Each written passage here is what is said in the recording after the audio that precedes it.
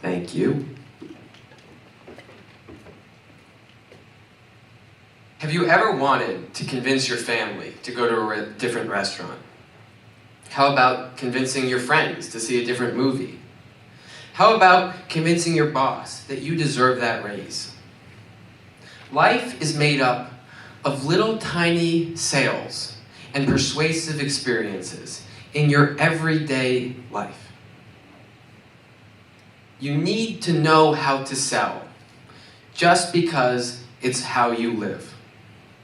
In fact, life is a consistent string of sales and persuasive experiences. Hi, my name is David Minogue, and I'm the president and founder of Spade Graphic Design Co. And today I will be sharing how I sell and what I have learned and why. One morning, I was sitting at my kitchen counter, drawing and creating and designing.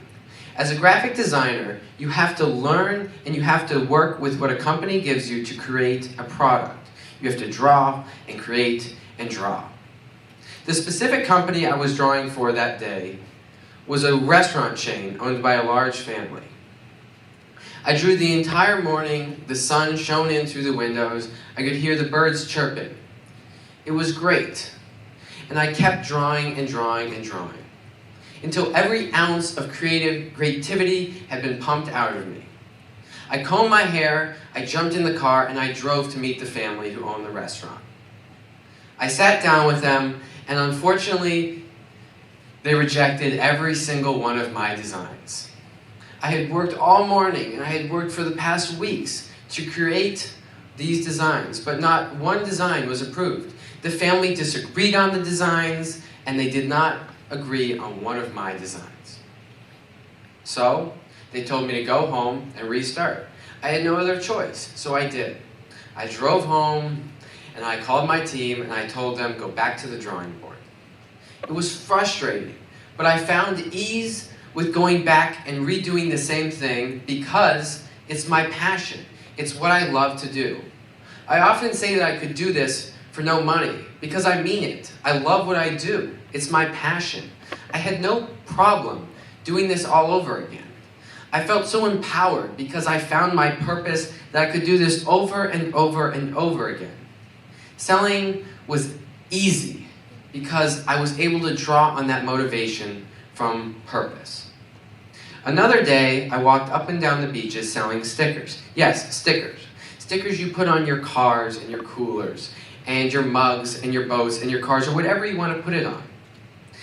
The second part of my business is producing these stickers. We design and create stickers, coastal themed with oceans, and all sorts of coastal vibes. And then we go down the beaches and we sell them to direct the consumer.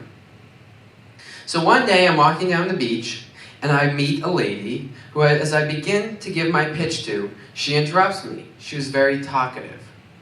So, as I know how to deal with talkative people that you're trying to sell to, you just give them the nods, the chuckles, the smiles, and you continue. You try to persist and you keep going forward with your pitch. But this woman, like I said, was persistent in interrupting me.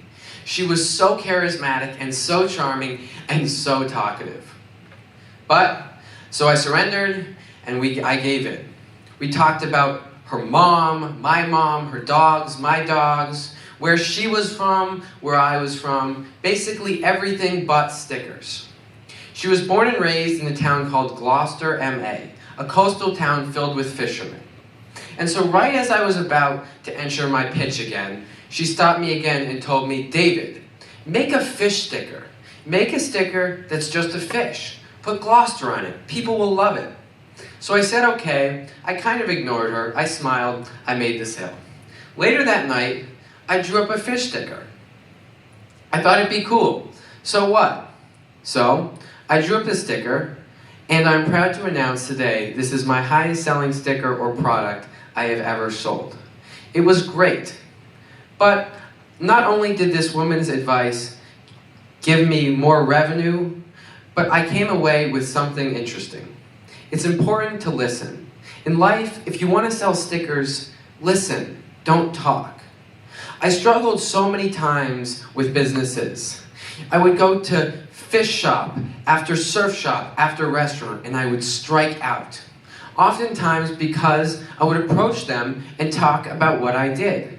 It was my purpose. So it was easy to believe that because I, was so good at doing this and I was able to do this, that why wouldn't they want me? But if you listen, you are able to understand your client's purpose. If you listen, you are able to solve their problems.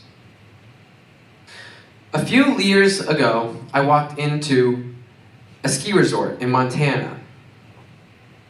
I walked in and I saw the paraphernalia and the merchandise on the shelves. The graphic design work was shabby.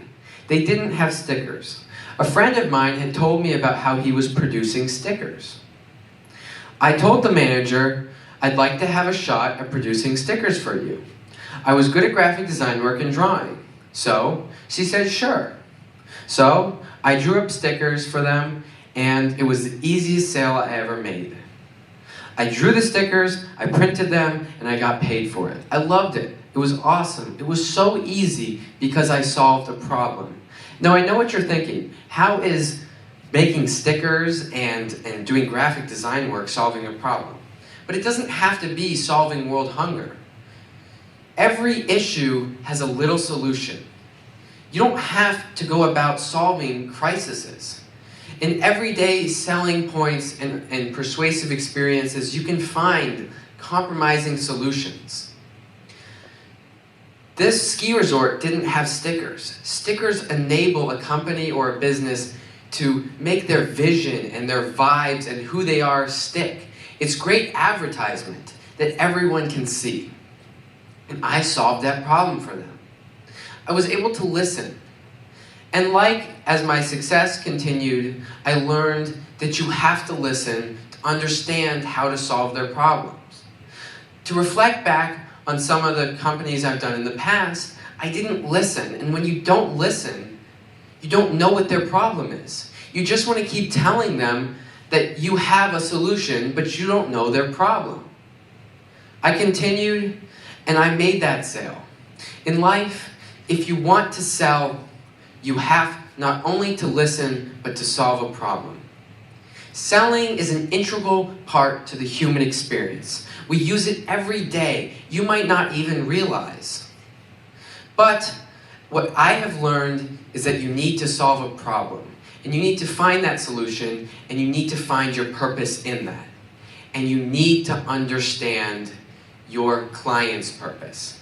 And you do this all through persistent listening. Thank you.